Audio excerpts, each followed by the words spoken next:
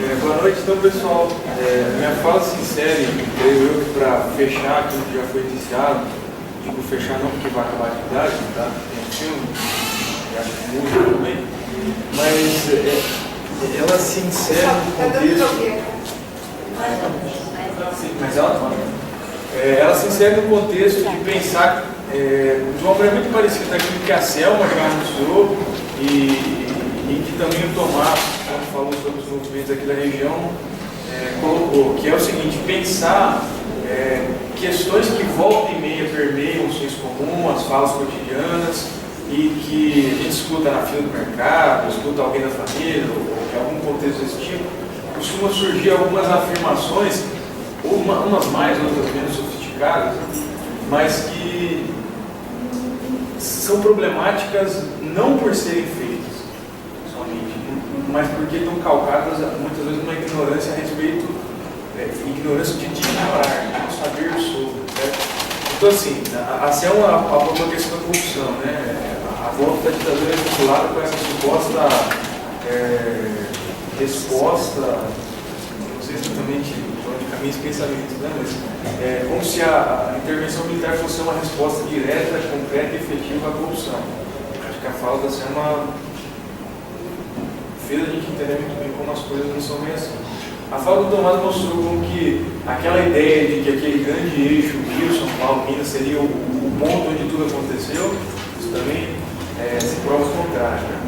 E de fato, o que eu vou falar aqui vai parecer muito fora da casinha, né? De fato vocês já vão entender por quê, mas surgiu de uma preocupação que eu presenciei de alguma maneira, infelizmente com alguém próximo de mim, dizendo assim: não, mas a ditadura perseguia o comunismo, mas as pessoas comuns, assim, tipo, se voltasse a ditadura hoje, ia acontecer alguma coisa comigo? Eu não sou comunista, ia acontecer alguma coisa comigo? De fato, na hora, assim, eu fiquei tão embasbacado que eu não consegui formular uma resposta coerente. E acho que recorrer a um ponto, Machado de Assis, vocês estão entendendo porque essa fala não casa muito bem aqui, né? Parece não casar, pelo menos. Já estamos falando de um autor brasileiro do século XIX, né? Mas ele tem um conto, que alguns chamam de novela, chamado O Alienista. E esse conto, vocês já vão entender por quê. Ele toca uma questão que me parece central para entender como a ditadura está longe de afetar esse conceito que se ampliou de uma maneira bizarra nesse período, que é comunista. Né? Então vamos lá, eu vou falar sobre o conto e aí depois a gente amarra essas questões para tentar responder essa pergunta. Okay? Esse conto foi publicado no final do século XIX, 1881. Conta a história fictícia, certo?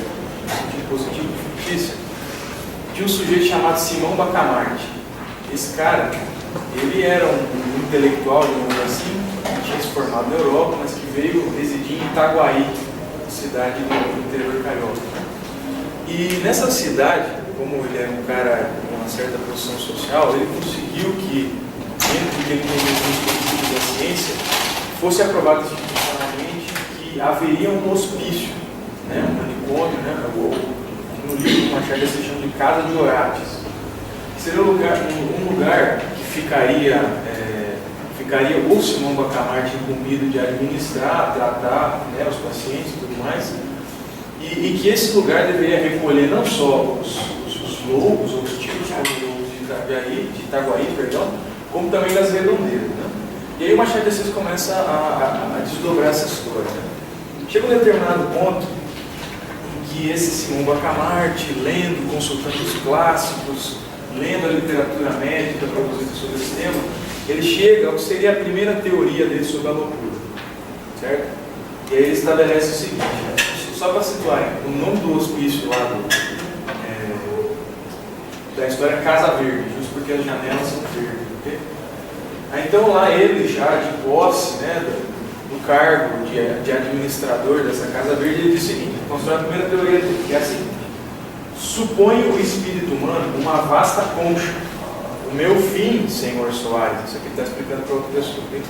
É ver se posso extrair a pérola, que é a razão. Por outros termos, demarquemos definitivamente os limites da razão e da loucura. A razão é o perfeito equilíbrio de todas as faculdades, fora daí, insânia e só insânia. Certo? Essa aqui seria a primeira teoria dele. E aí, diante dessa demarcação clara e objetiva, ou pelo menos o que ele acha que é claro e objetivo, a demarcação entre razão e loucura, a partir disso ele vai desdobrando então, não só dizer quem é louco e quem não é louco, e também com base nisso criar tratamentos para lidar com aqueles que são julgados por ele loucos. Okay?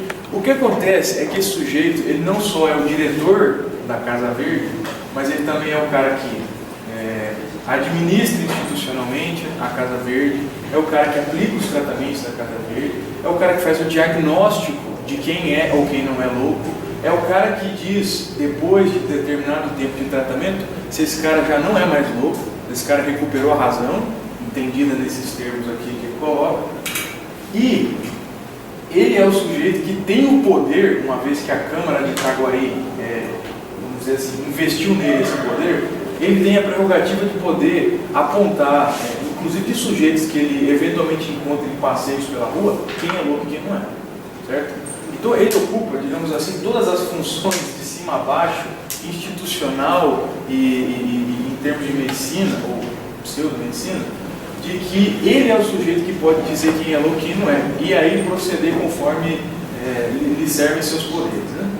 Aí ele começa a julgar muita gente louca, né? Tem um sujeito chamado Mateus, que ele tem um costume bastante peculiar.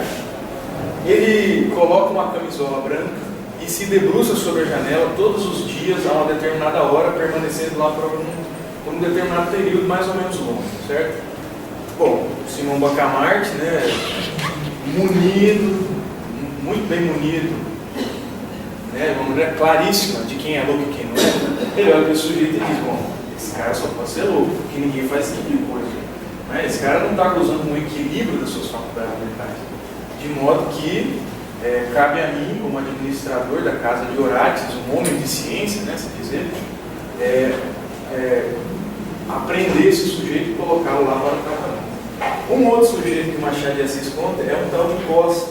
Ele era um cara que a família dele era bastante abastada e ele tinha herdado uma fortuna bastante grande, mas seja porque ele emprestava dinheiro de maneira folgazã, ou mesmo porque ele mantinha certas práticas e costumes boêmios, ele perdeu essa fortuna em pouquíssimo tempo. Ele era um cara, inclusive, que depois de ter emprestado dinheiro para uma pessoa, e essa pessoa via ele dizendo, seu Costa, de fato eu não consigo pagar aquela dívida que eu tenho do senhor. Ele diz, não tem problema não, esquecemos essa dívida aí, vamos ser amigos. O Simão Bacamarte olhou com um negócio e falou, esse cara é louco. Onde é que já se viu uma pessoa desse jeito? Primeiro ele dissipou uma fortuna gigantesca. E depois o cara está abrindo mão de dinheiro dos outros, assim, sem mais nem menos, está agindo de maneira irracional. Ele não está gozando de equilíbrio das suas faculdades mentais, não, ele é louco. Vai lá, aprende esse sujeito, joga ele lá na Casa Verde, submetendo ele a tratamento.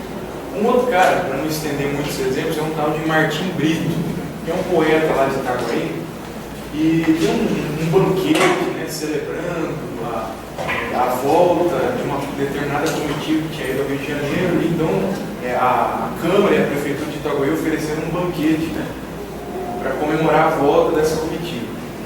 E aí nesse banquete esse poeta se empolgou, quem sabe até um pouco bêbado, e começou a recitar longas áreas, cantando as belezas da esposa do Bacamarte, das mulheres que voltaram, as belezas da cidade de Itaguaí, usando termos e tornando um discurso extremamente pomposo, sabe, verborrágico, cheio de rococó, né?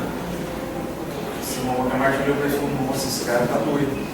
Isso aí, se ele pode se comunicar de uma maneira direta e pontual, por que ele está fazendo isso? Certamente ele não está gostando de equilíbrio das suas faculdades mentais. Aprende esse sujeito com a Casa Verde. Essa situação, obviamente, gerou uma instabilidade geral no Itaguaí, de modo que houve uma rebelião, chamada Rebelião dos Canjicas, né? O governo, que era exercido por um vice-rei, foi derrubado, um outro governo foi posto no lugar, e a grande questão, que era a pedra no sapato de todos os itaguaienses, era justamente a questão da Casa Verde. Então o governo procurou arbitrar e regulamentar essa questão, mas o Simão Bacamarte estava irredutível, né? E em pouco tempo, aquele governo que havia sido derrubado se reorganizou suas tropas no Rio de Janeiro junto ao rei, voltou, derrubou os governos, né, sediciosos que tinham se estabelecido durante um tempo, e o Simão Bacamarte volta a exercer seu cargo na Casa Verde. Né? Só que ele diz o seguinte: bom, se todo mundo estava reclamando, se 4/5 da população de Itaguaí era louca, bom, talvez eu tenha que reconsiderar minha teoria. Aí ele constrói uma segunda teoria. E aí, assim, eu selecionei uma frasezinha só para dizer o seguinte: ó, foi adotada sem debate, né, dentro da Câmara. A Câmara tinha passado por esse período de turbulência política, ela queria mais aprovar isso logo e se livrar. Então, foi adotada sem debate uma postura, autorizando o alienista, que era o Simão Bacamarte, a agasalhar na Casa Verde as pessoas que se achassem no gozo do perfeito equilíbrio das faculdades mentais.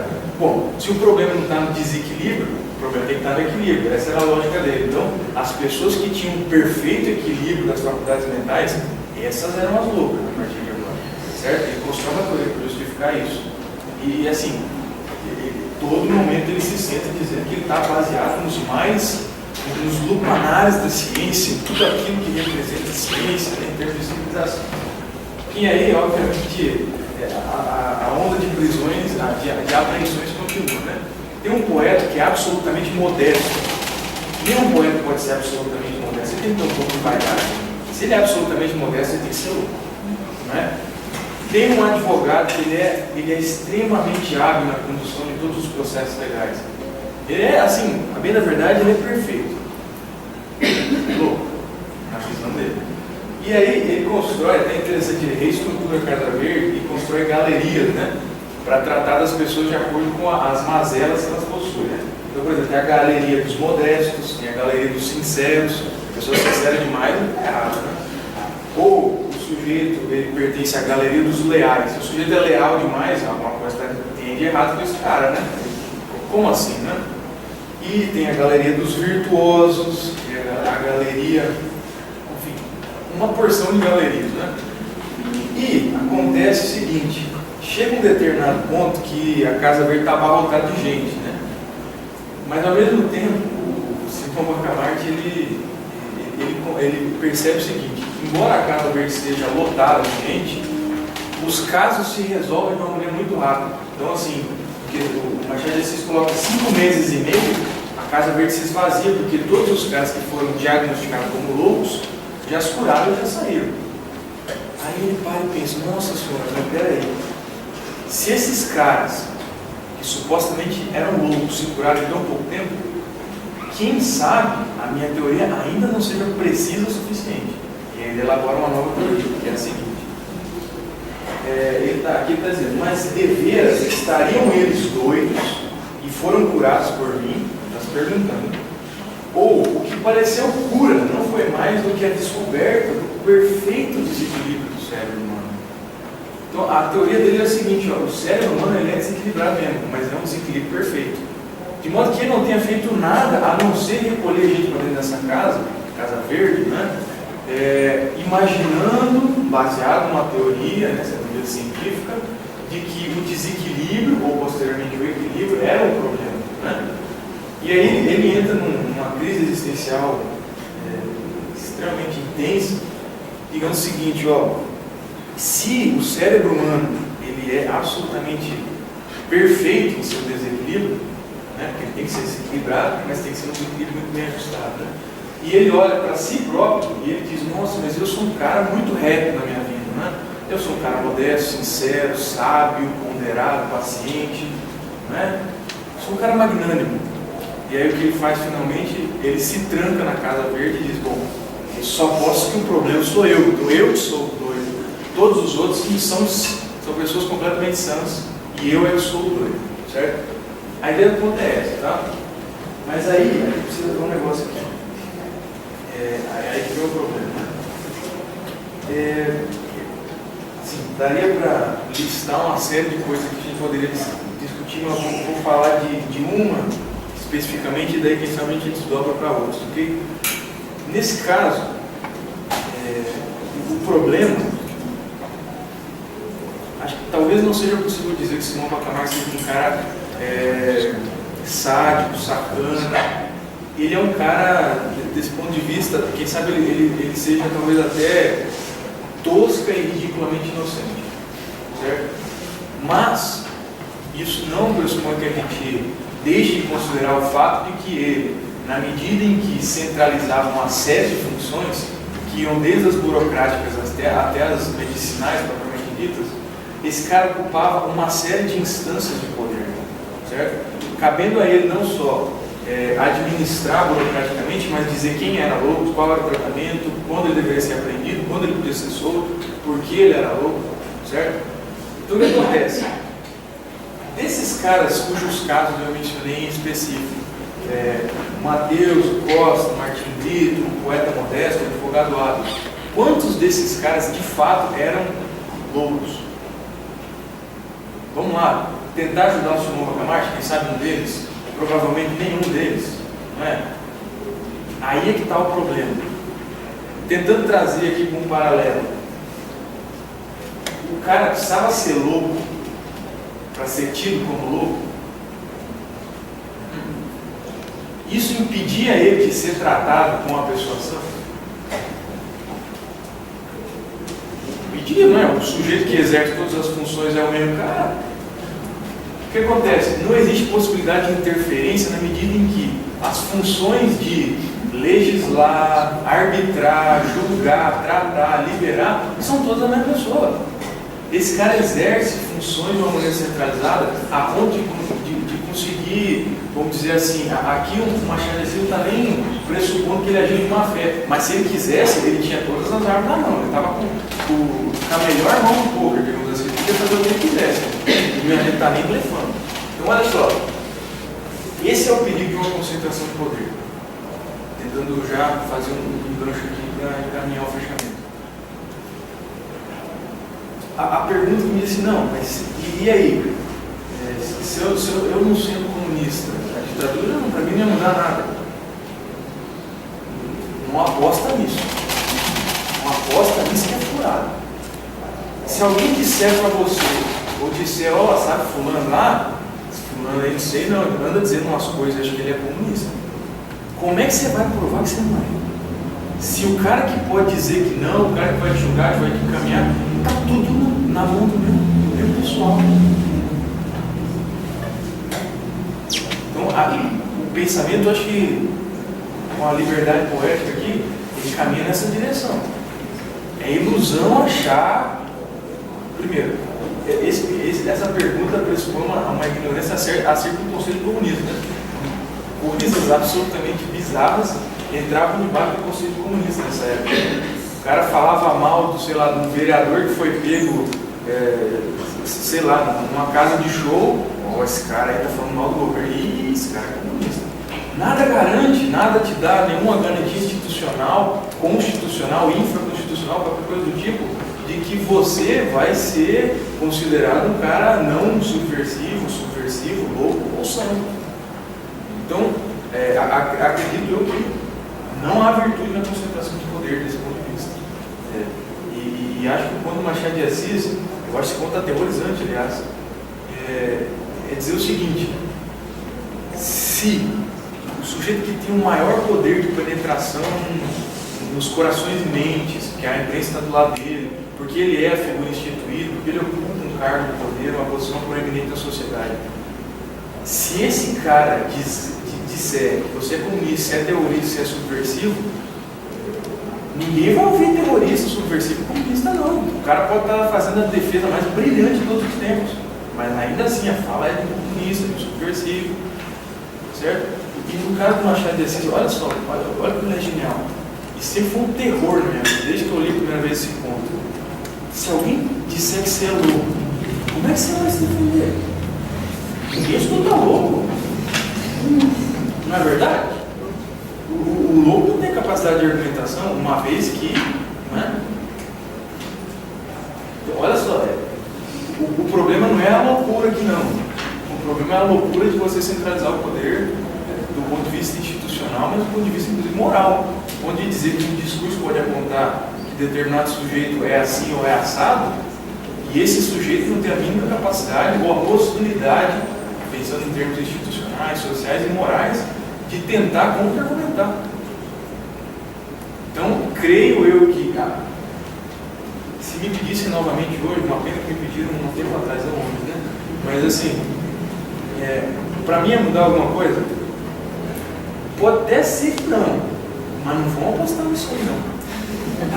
Vão apostar nisso aí não. É ilusão achar que isso vai dar certo. Ok? É isso.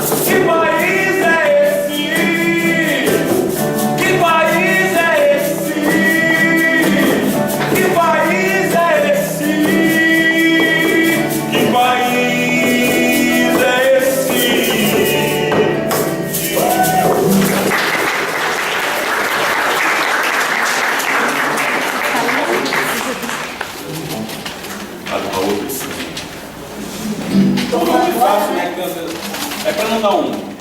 Agora a Lucas, não.